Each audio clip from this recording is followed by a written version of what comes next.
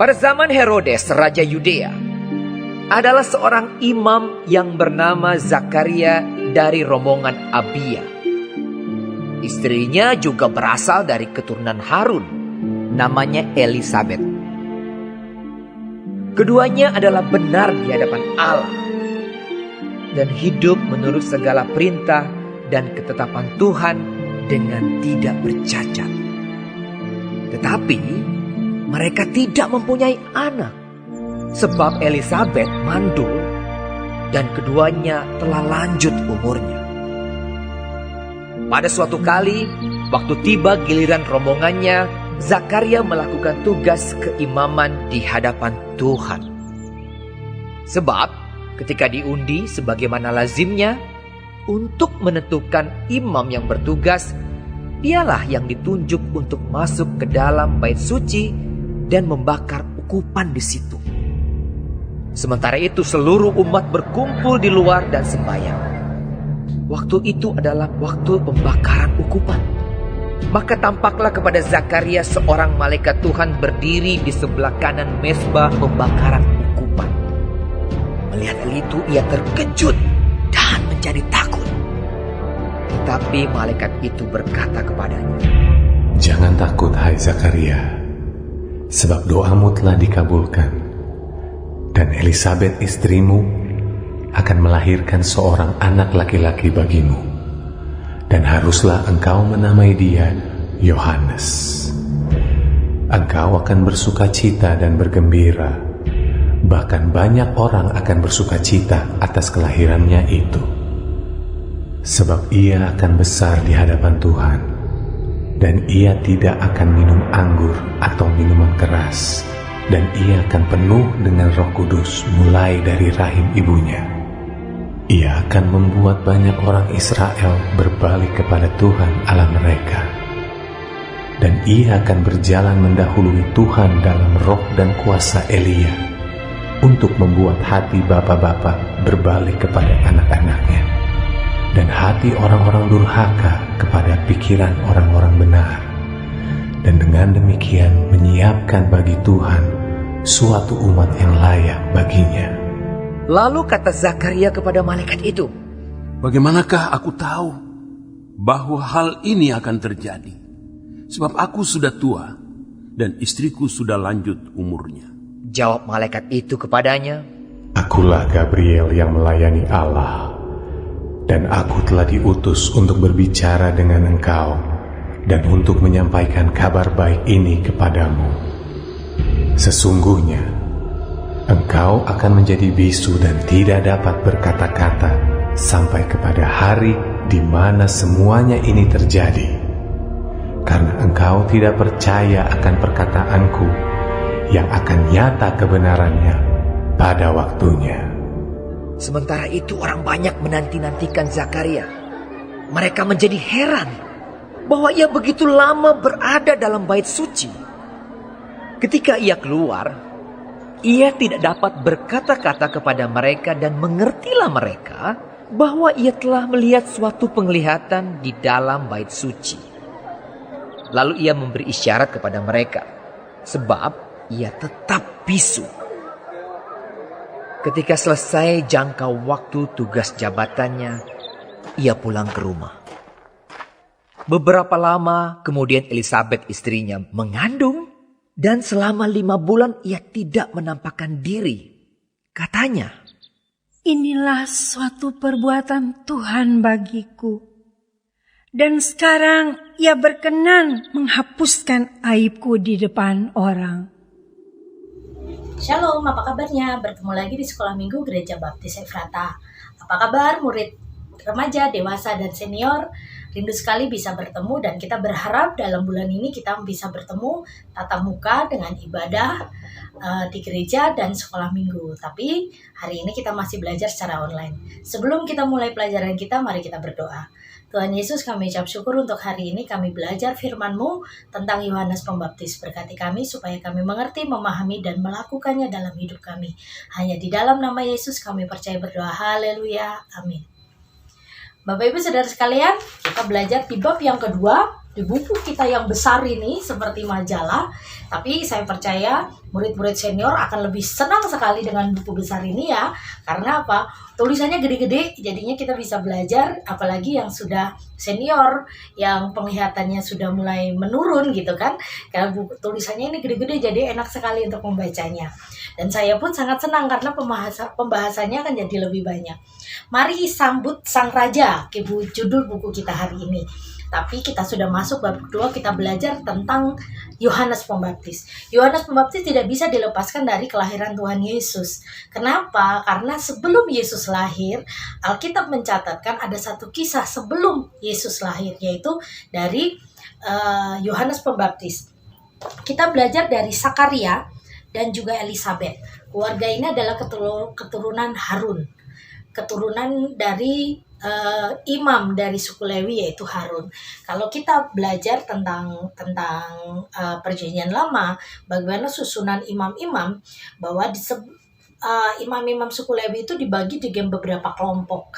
Jadi di kelompoknya ini dibagi dari anak-anak Harun. Anak Harun itu ada 4. Sebenarnya ada Nadab, Abihu, Eleazar, dan Itamar. Tetapi Nadab dan Abihu mati sebelum Harun meninggal. Jadi yang dihitung dari keturunan Harun adalah Eleazar dan Itamar. Eleazar itu mempunyai 16 anak, sedangkan Itamar mempunyai 8 anak. Jadi dari keturunan 16 dan 8 inilah, jadi ada kelompok-kelompok kecil untuk melayani di bait suci.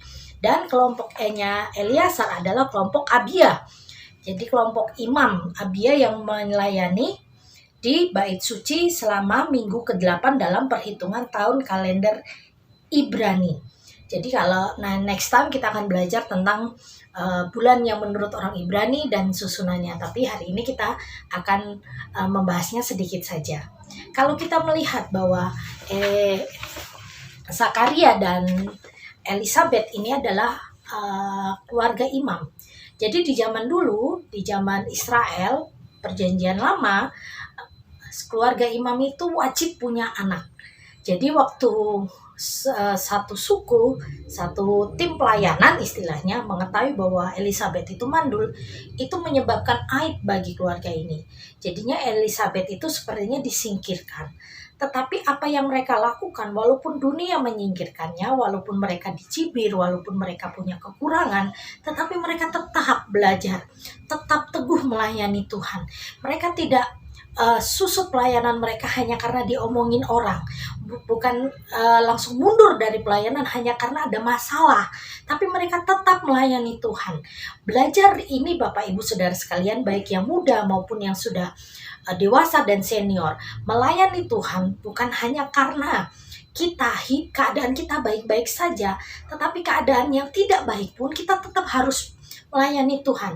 Contohnya Elisabet dan Zakaria ini, bagaimana mereka menghadapi satu aib yang besar, tetapi mereka tetap melayani Tuhan. Bahkan Zakaria pun dipilih Tuhan untuk memimpin di bait suci dan masuk ke ruang Maha Kudus. Waktu disitulah dia bertemu dengan malaikat Gabriel. Bapak Ibu Saudara sekalian, banyak sekali kita belajar dari ayat yang awal-awal ini ya. Pertama yaitu untuk kaum anak-anak remaja. Zakaria itu keturunan Harun dan Elisabet pun keturunan Harun.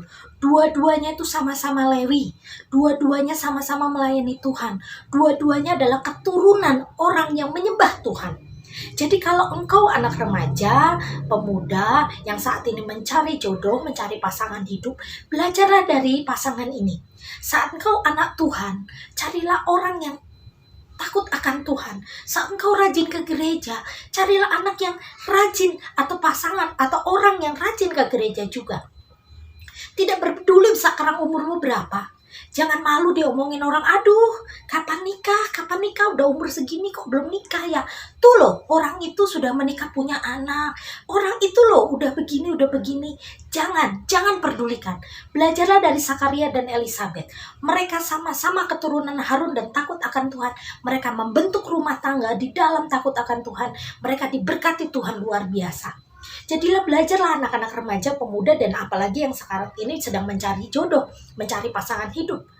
Jangan buta mata, jangan buta karena cinta, jangan karena aib, jangan karena omongan orang, akhirnya mencari jalan pintas, akhirnya memilih pasangan yang tidak seimbang. Contohlah Elisabet dan Zakaria ini, luar biasa mereka. Yang pelajaran yang kedua adalah, hai para imam-imam Tuhan yang melayani di bait Tuhan, yang saat ini masih melayani atau yang saat ini mundur dari pelayanan. Zakaria dan Elisabet punya masalah besar. Mereka diomongin orang. Mereka para imam punya kekurangan. Mereka punya keterbatasan. Bahkan keterbatasan mereka menjadi cibiran banyak orang. Tapi mereka tidak mundur dari pelayanan. Mereka tetap maju dan bertahan di dalam pelayanan. Karena yang menilai setiap pelayanan orang itu bukan manusia, bukan gembala, bukan teman-teman pelayananmu, tapi Tuhan. Saat kau mundur dari pelayanan, yang happy itu iblis. Saat kau mulai terjatuh dan tidak mau bangun lagi, dan mulai menyerah dan tidak mau move on, yang sedih itu Tuhan, yang happy itu setan. Seperti ini, bagaimana mereka berdua tetap melayani Tuhan. Dan pelajaran ketiga, yang sudah berumah tangga, belajarlah seperti Zakaria dan Elisabet ini. Mereka sama-sama menopang di dalam pelayanan. Mereka sama-sama mendukung dalam pelayanan. Mereka saling memberkati, menguatkan, berjalan bersama-sama melayani Tuhan. Ini tidak mudah bagi pasangan, ya. Apalagi suami istri yang mempunyai beda-beda karakter, beda apa ya? Beda hobi, beda cara pandang dan segala macam. Yang satu gereja aja kadang-kadang susah gitu kan, apalagi yang beda bergereja. Tetapi ini bukannya tidak mungkin. Kita belajar dari Zakaria dan Elisabet. Mereka sama-sama mendukung satu sama lain. Bukan hanya mendukung secara finansial, kalau abang punya uang adik sayang gitu kan, tapi tidak. Mereka sama-sama mendukung di dalam pelayanan. Mereka sama-sama berjalan bersama Tuhan. Walaupun orang bilang apa, mereka tetap melayani Tuhan. Yang mereka lihat adalah Tuhan, bukan orang lain. Banyak sekali kita belajar hari ini, Bapak Ibu Saudara sekalian. Kalau kita lihat bagaimana Yohanes itu lahir. Dia lahir bukan dalam keadaan yang apa ya, saat orang itu dalam keadaan baik-baik saja. Tetapi Yohanes lahir dalam keadaan mereka dalam aib besar. Yohanes itu jawaban mereka untuk menghapuskan aib. Kalau sebenarnya Yohanes ini ditulis dalam kata Jehohanan. Jehohanan itu artinya Allah, pemberian dari Tuhan atau Allah yang mengampuni. Jadi Yohanes ini adalah hadiah dari Tuhan untuk pasangan yang luar biasa ini, Zakaria dan Elisabet. Yohanes itu menghapuskan aib mereka. Bagaimana Yohanes lahir dalam keadaan mereka sudah sangat lanjut, sudah sangat tua. Mereka lahir, Yohanes lahir di tengah mereka dan memberikan tanda yang luar biasa. Saat Gabriel mengatakan bahwa engkau akan mempunyai anak, Zakaria tidak percaya. Dia memberi tanda, akhirnya Tuhan memberi tanda bahwa dia harus diam. Dengan apa? Menutup mulutnya dengan bisu. Elisabet juga tidak keluar dari rumahnya beberapa bulan, tetapi dia keluar saat Maria datang. Bapak Ibu Saudara sekalian, saat kita melihat rombongan presiden itu mau datang di satu tempat, sebelum itu pasti sudah ada pejabat-pejabat lain yang sudah datang atau pasukan khusus untuk datang ke satu tempat itu untuk membersihkan, untuk mempersiapkan kedatangan presiden. Itu hanya presiden. Mereka mempersiapkan, mungkin dikasih baliho, bendera-bendera, dibersihkan, jalannya dibuat halus, dibuat rapi, yang mungkin bolong-bolong jadi ditambal gitu kan. Itu loh kedatangan presiden. Nah, Yohanes ini dipersiapkan untuk membuka jalan untuk sang juru selamat. Namanya tidak terkenal. Dia bahkan dikatakan orang gila kan. Orang yang suka berteriak-teriak. Pakaiannya nggak necis, pakaiannya bukan pakai baju kain ungu, tapi dia pakai bulu onta, ikat pinggangnya kulit, makanannya madu dan belalang, bukannya daging, bukannya di rumah besar, dia tinggal di padang. Bagaimana orang bisa percaya kalau dia pembuka jalan untuk sang juru selamat, raja di atas segala raja, kalau penampilannya seperti itu? Kita belajar bahwa kita tidak boleh menilai orang dari apa yang mereka pakai, apa yang mereka naikin gitu kan, apa yang mereka pakai, kayak gitu loh, perhiasannya segala macam. Karena penampilan itu rata-rata untuk menipu, untuk memberi image baik, tapi menutupi yang sesuatu yang sebenarnya. Yohanes Pembaptis disiapkan Tuhan untuk membuka jalan. Ada orang yang berteriak-teriak, bertobatlah, bertobatlah. Dia bukan orang yang ecek-ecek. Dia orang yang luar biasa, dididik langsung oleh Tuhan untuk membukakan jalan. Dia mempunyai murid, dia mempunyai pengikut, tetapi pengikutnya tidak dituliskan di Alkitab selanjutnya. Tidak seperti murid-murid Tuhan Yesus lainnya. Tetapi apa yang dia kerjakan luar biasa. Waktu dia bertemu Tuhan Yesus, dia bilang aja, Pak, untuk membawa kasutnya saja, aku tidak layak. Seorang yang besar, rata-rata dia akan rendah hati. Seorang yang mempunyai kualitas, rata-rata dia tidak suka menyombongkan diri. Ada kan misalnya tukang kue. Di sini mana siapa yang tukang kue ya? Ada tukang kue. Oh, ini orangnya ini lagi buat kue. Kue saya aja enak loh, mantul loh. Ini rasanya legit, krimnya tidak lengket di lidah segala macam. Gak kayak yang di sana desainnya gini. Rata-rata ada yang seperti itu. Saya berharap teman-teman saya yang tukang kue yang ada di gereja Efrata tidak seperti itu. Karena kalau kita menyombongkan produk kita dan menjatuhkan orang lain, sebenarnya kita sedang merendahkan kualitas hidup kita hanya karena kita ingin diakui. Contohlah Yohanes. Bagaimana dia begitu besar, begitu luar biasa, urapan Tuhan luar biasa dalam hidupnya. Tetapi dia punya kerendahan hati untuk membukakan jalan untuk sang juru selamat. Bapak Ibu Saudara sekalian, Yohanes Pembaptis punya satu tugas, yaitu mengajar tentang pertobatan.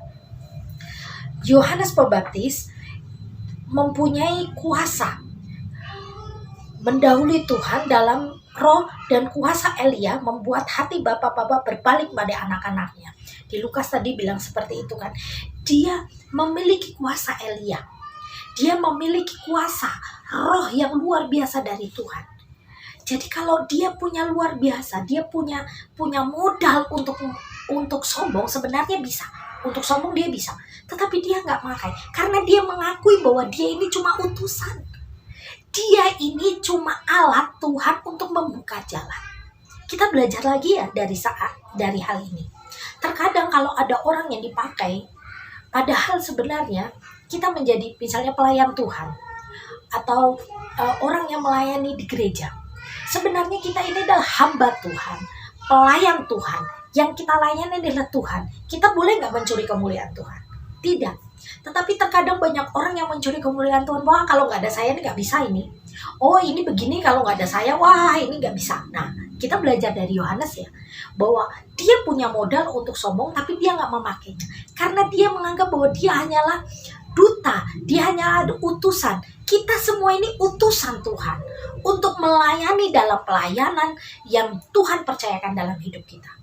Saat kita mengambil kemuliaan Tuhan itu, berarti kita tidak pantas untuk menjadi pelayan Tuhan.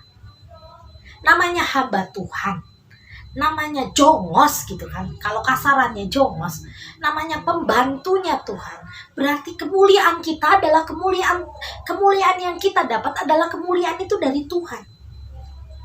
Saat kita mulai mengambil, mulai sombong, kita mulai membuka lebih besar daripada Tuhan sendiri, kita mulai menganggap bahwa kita lebih unggul daripada Tuhan. Jangan seperti itu. Kita belajar dari Yohanes Pembaptis. Bagaimana dia pembuka jalan bagi jalan Yesus Kristus, tetapi dia tidak sombong sama sekali. Kita akan membacakan ringkasannya. Yohanes Pembaptis adalah anak dari Zakaria dan Elisabet yang diperoleh pada masa lanjut usia. Tuhan mengaruniakan keturunan bagi mereka seorang anak laki-laki. Apa yang mustahil pada pandangan Zakaria tidak mustahil bagi Allah. Yohanes Pembaptis hidup penuh dengan Roh Kudus dan hasil dari kehidupan dan pelayanannya yang penuh dengan Roh adalah ia membuat banyak orang Israel berbalik pada Tuhan Allah mereka.